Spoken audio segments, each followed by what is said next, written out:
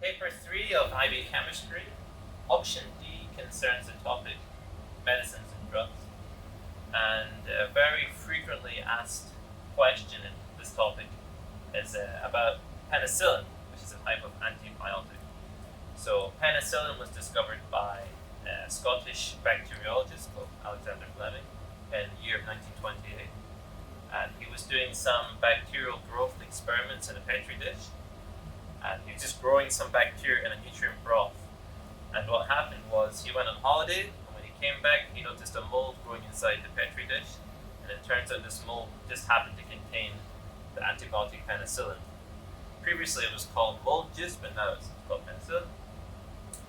So a very common question in the exam is this: what is the mode of action of penicillin in fighting infectious disease?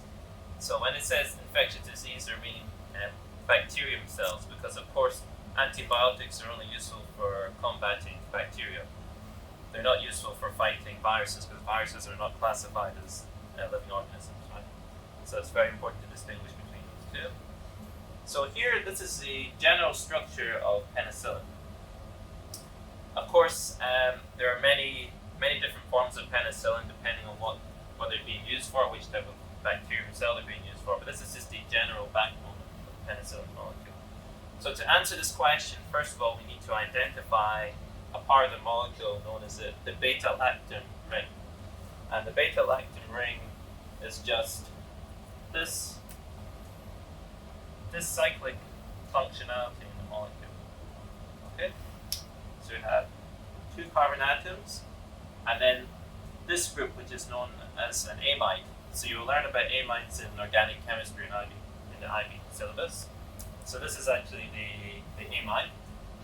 So amides are actually the functional groups which bind amino acids together in proteins and peptides. So it's very important to be familiar with the amide bond.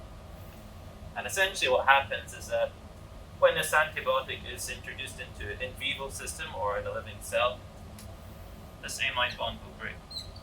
Okay? And then the broken amide will in fact cross-link with a protein known as penicillin binding protein, or a type of transpeptidase enzyme.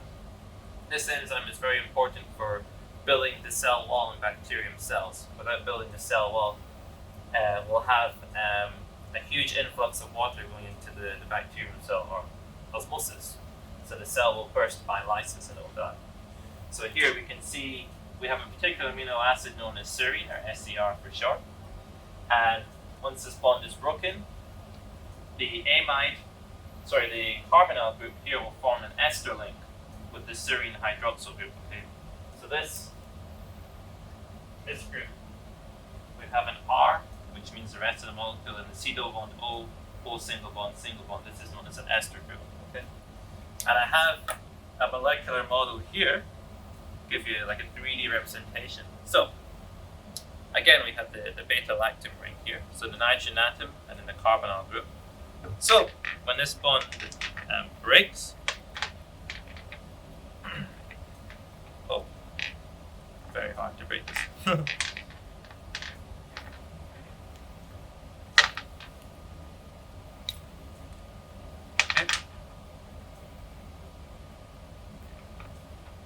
Now,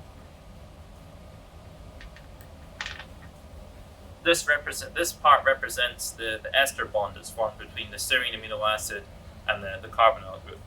So now penicillin has cross-linked with the enzyme for producing the cell wall, and the bacterium cell will burst and die.